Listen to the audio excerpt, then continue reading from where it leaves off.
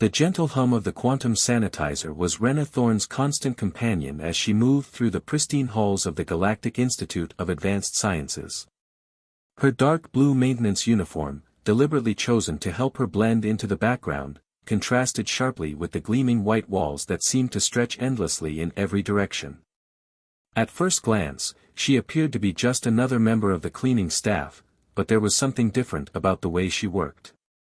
While her hands methodically sanitized surfaces with practiced efficiency, her eyes never stopped moving, taking in everything around her with quiet intensity. The Institute was considered the pinnacle of galactic achievement, where the brightest minds from 1,000 worlds gathered to unlock the universe's deepest mysteries.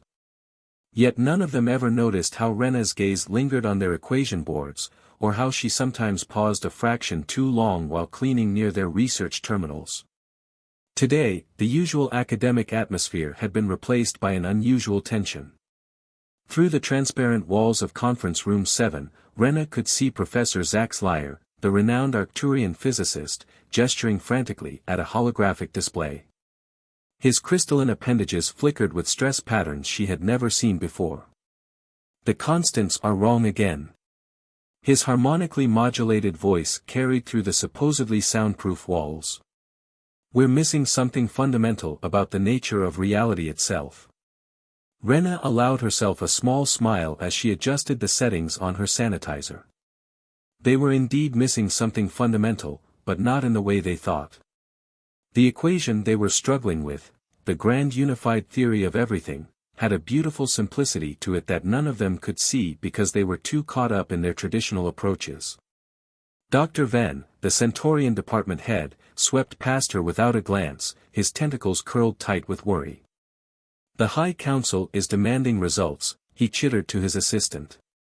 3 centuries of funding, and we're no closer than when we started." Rena had solved the equation 2 years ago while cleaning the quantum computing lab during the night shift. She had seen the solution immediately, written it down in her private notebook, and then burned it. Some truths were too dangerous to share, especially for a human. Humans were still newcomers to the galactic community, barely accepted and constantly underestimated. The older races viewed them as clever primitives at best, dangerous upstarts at worst. A human solving the equation that had stumped the greatest minds in the galaxy for centuries would upset the carefully maintained balance of power. So Rena kept cleaning, watching, and waiting. She had learned patience in her 32 years of life, most of which had been spent hiding her true capabilities. Even on Earth, being too smart had been dangerous. Out here among the stars, it could be fatal. "Maintenance worker," a melodic voice called out.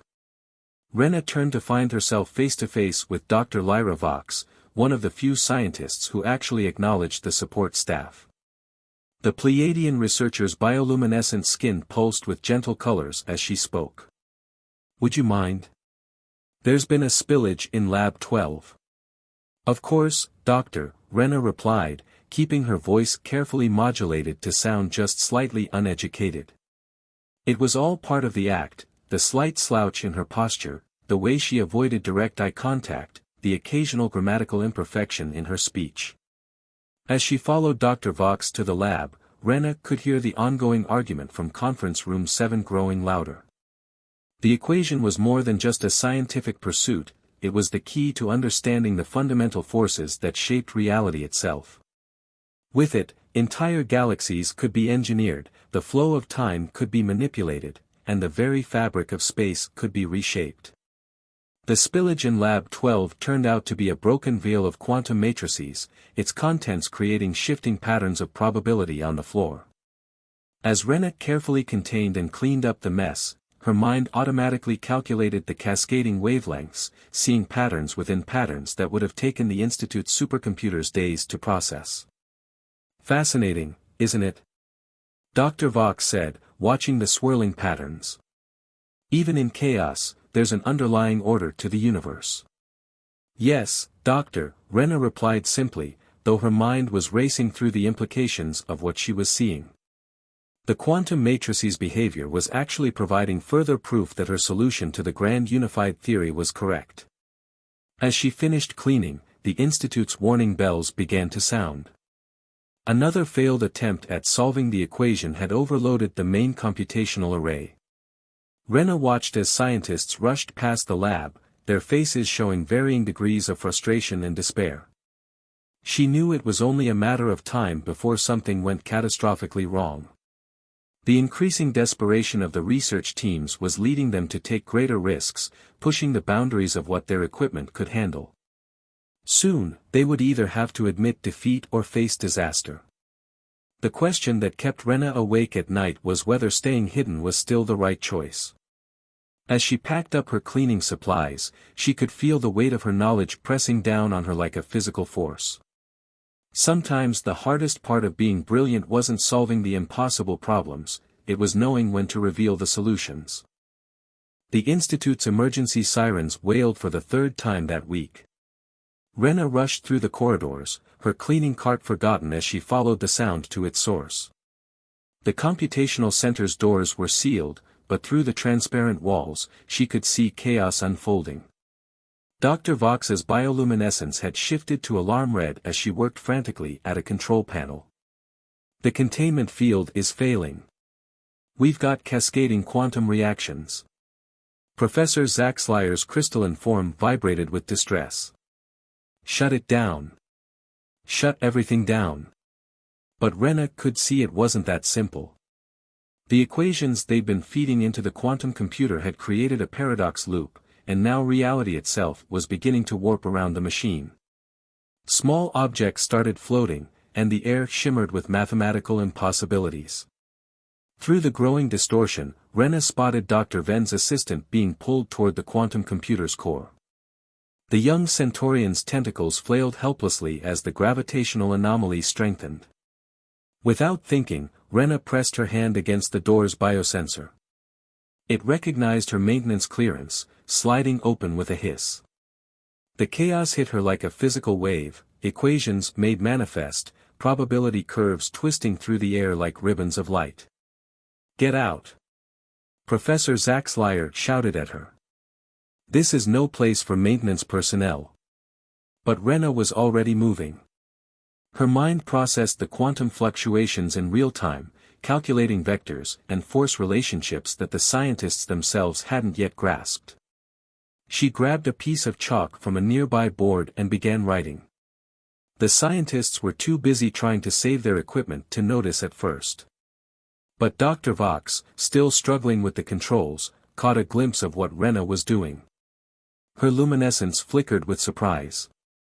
"That's impossible," she whispered, then louder, "Everyone, look." Rena's hand moved with practiced precision, chalk scratching against the board as she wrote out the correction sequence. She could feel their eyes on her now, but it didn't matter anymore. The equations flowed through her mind like music, each symbol a note in a greater symphony of mathematical truth. "Those variables," Professor Zaxleyer said, his voice hushed. "There. Perfect," Dr. Venn finished, all four of his eyes wide with astonishment. Rena input the final sequence into the quantum computer's interface. The machine's angry whine decreased to a gentle hum, and the floating objects settled back to the ground. The assistant collapsed, shaken but unharmed. For a moment, nobody spoke. The only sound was the soft beeping of equipment returning to normal operation. Then Dr. Vox stepped forward, her skin cycling through colors of confusion and wonder. "Who are you?" she asked. "Really?" Rena straightened up, letting go of the carefully maintained slouch she'd held for so long. "My name is Rena Thorne," she said, her voice clear and confident for the first time. "And I believe I can help you with more than just quantum containment failures." Professor Zaxleyer's crystalline form shimmered with skepticism. "You expect us to believe that a human maintenance worker understands quantum mathematics at this level?" "No," Rena replied, turning back to the board. "I expect you to believe the math itself."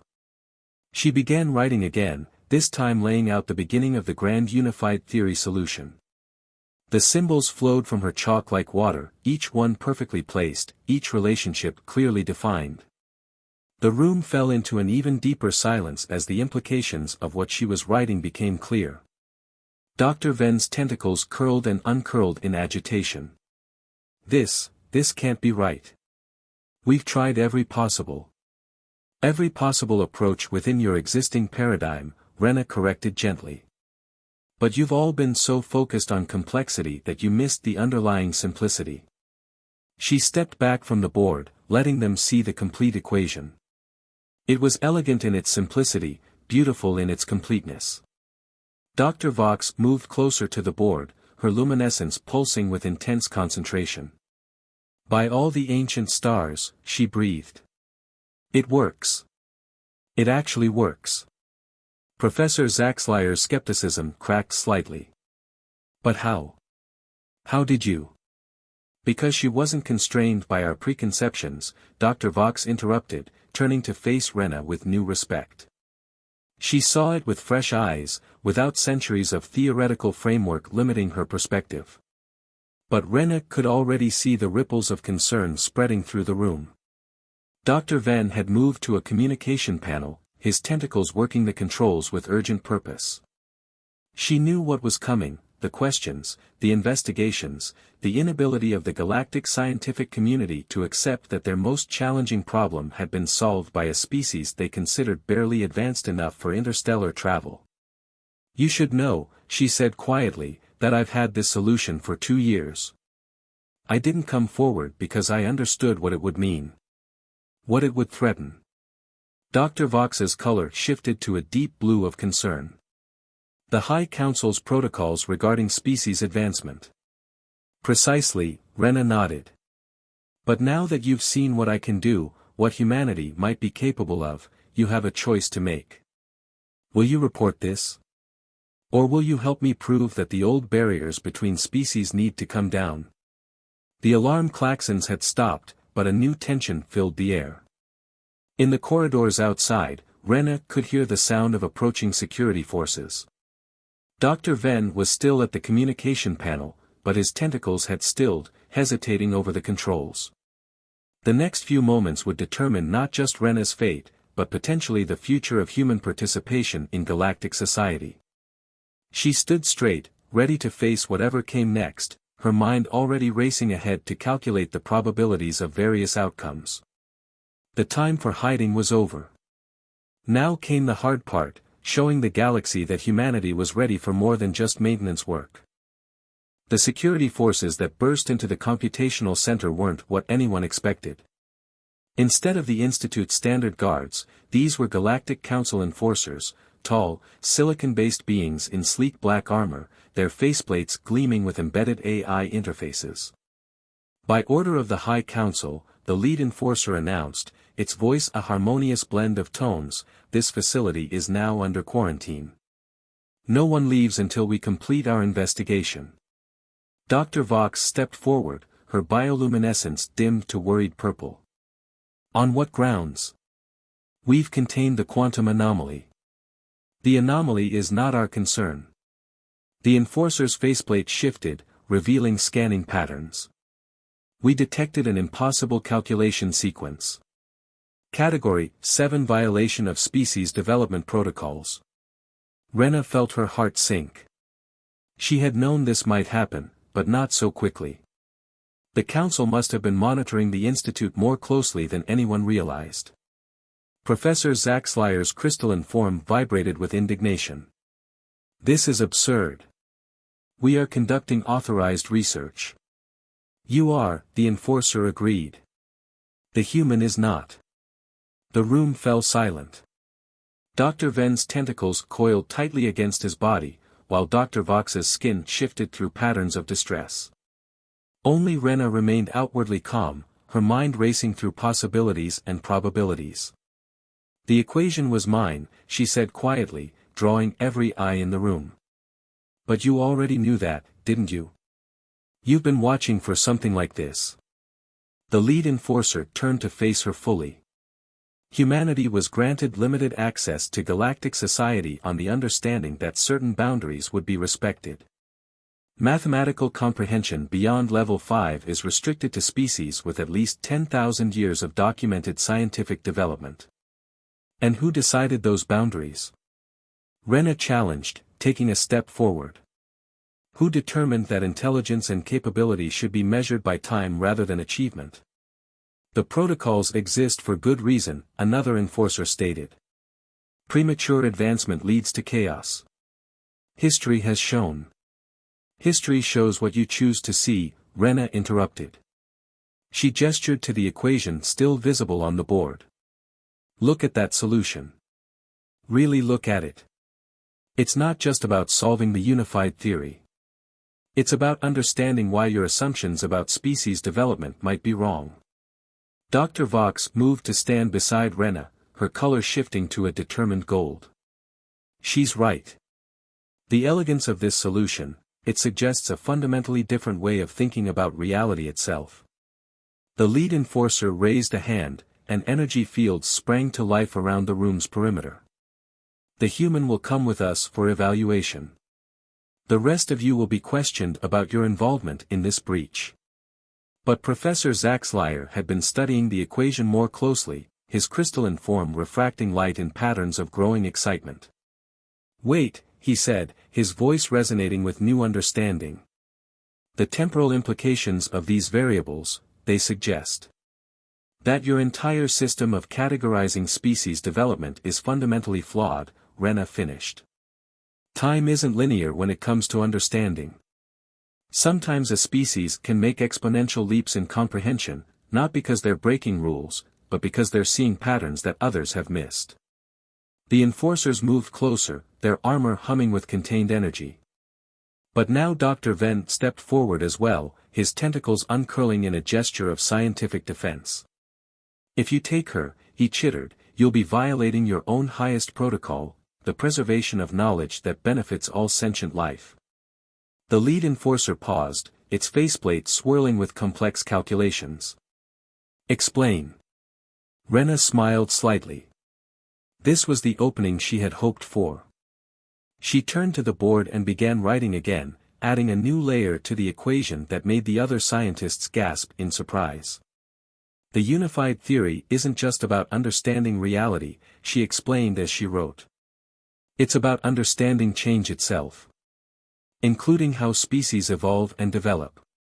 Your protocols are based on an outdated model of linear progression. But reality, and intelligence, develop in quantum leaps. Dr. Vox's luminescence brightened with sudden comprehension.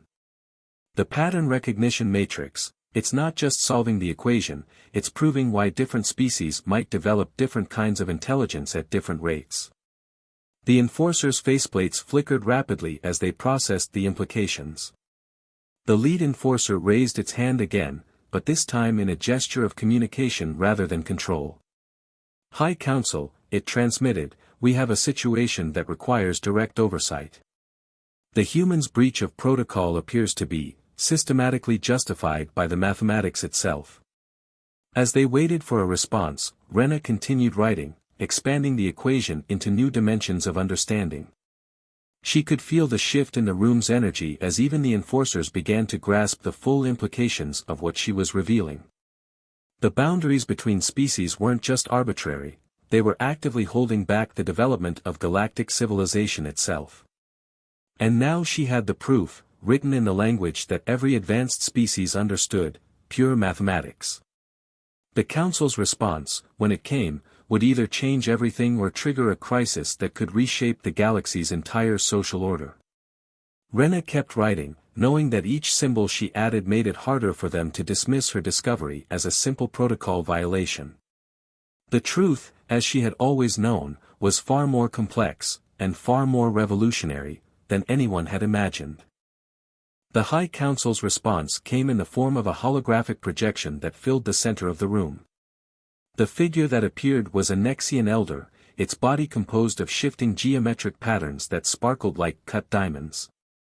I am Elder THYX, it announced, its voice resonating on multiple frequencies. The situation you have described requires unprecedented measures. Rena noticed how the enforcers straightened at the elder's presence, their faceplates dimming in deference. But she also caught something else, a subtle pattern in the elder's geometric shifting that suggested agitation, perhaps even fear.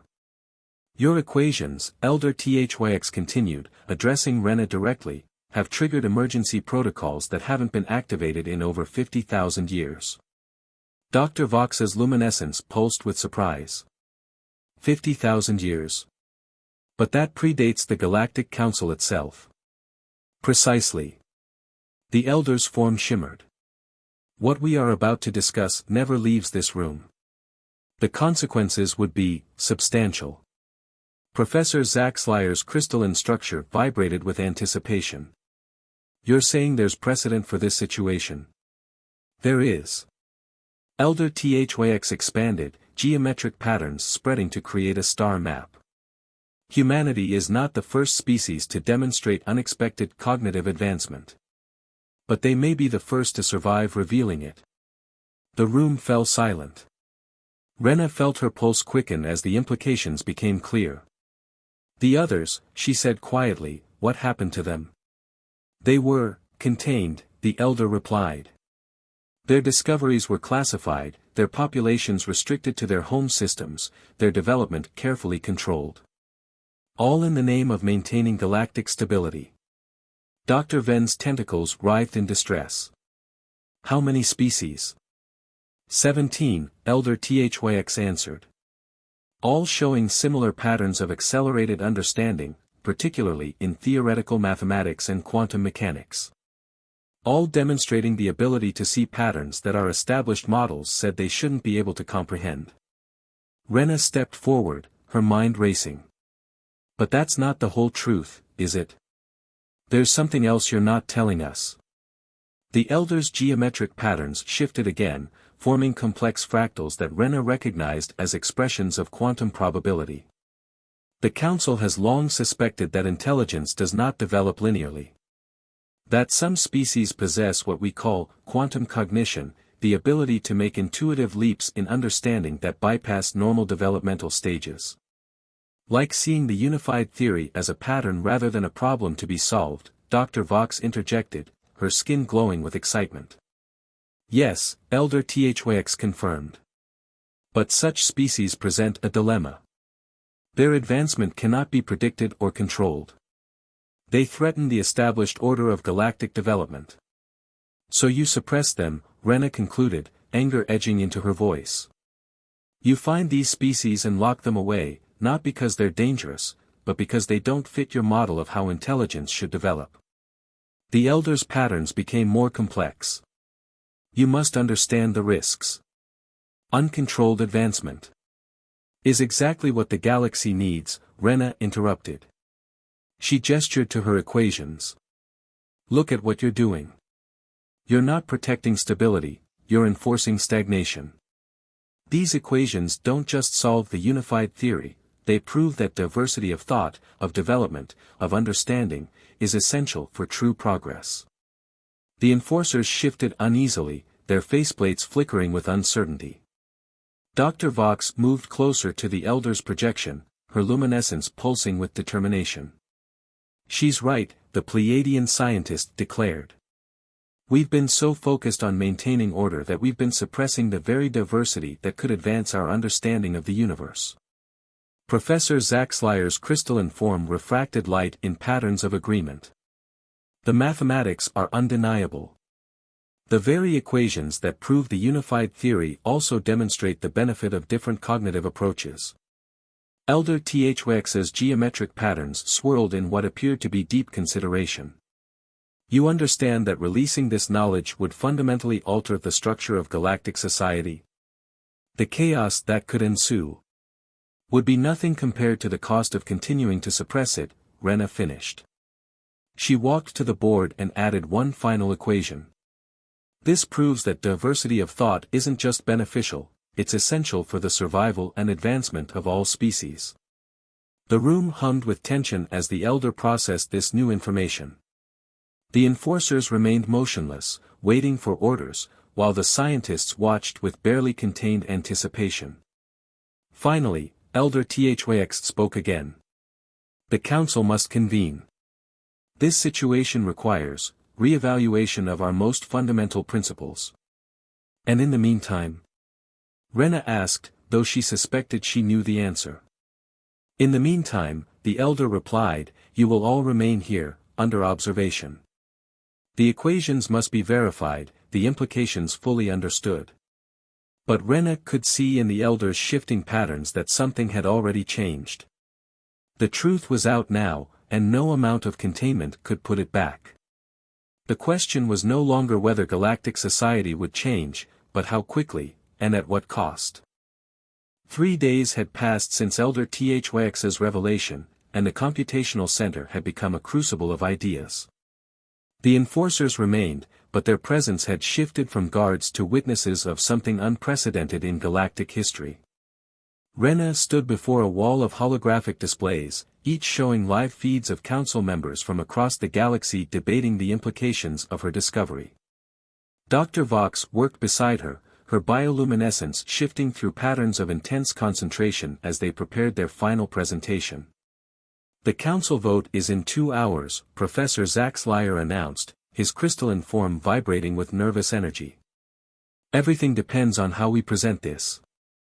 No, Rena corrected gently, everything depends on whether they're ready to accept the truth. The mathematics can't be denied, they can only choose whether to embrace or fear it. The doors slid open, admitting Dr. Venn and a surprising new arrival, another human.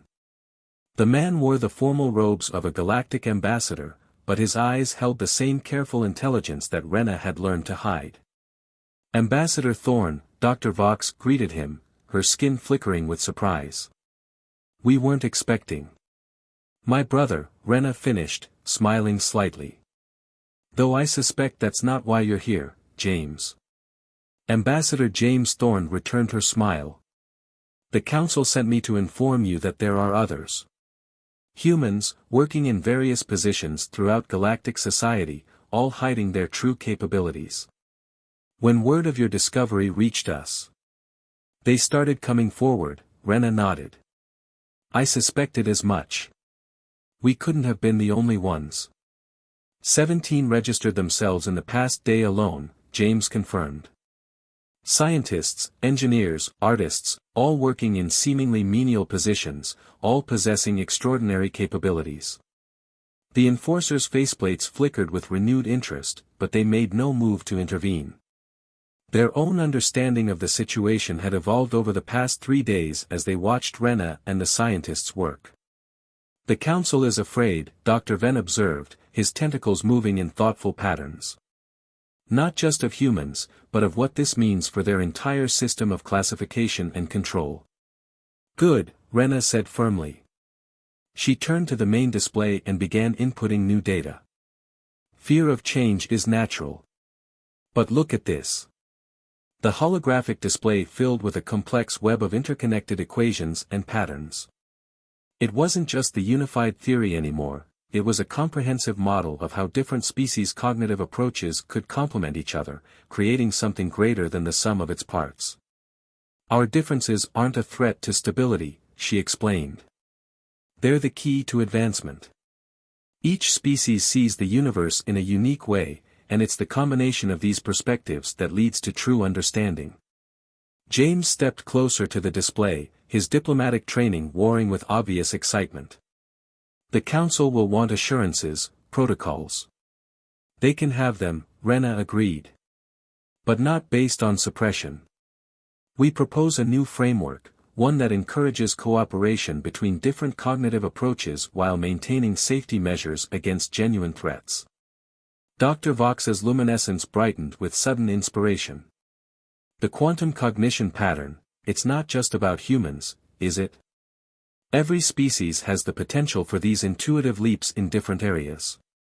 Exactly, Rena confirmed. Some species excel at spatial reasoning, others at temporal mathematics, still others at energy manipulation. But when we artificially restrict any of these capabilities, we hurt everyone. The main display suddenly shifted, showing Elder THYX's geometric form. The council is convening early, the elder announced. We have reviewed your preliminary proposals and, there is support for a new approach. The room tensed with anticipation. This was the moment that would determine not just humanity's place in the galaxy, but the future of interspecies cooperation itself. Present your case, Elder THYX commanded. Rena stepped forward, but she wasn't alone. Dr. Vox, Professor Zax Lyer, Dr. Venn, and even the enforcers moved to stand with her.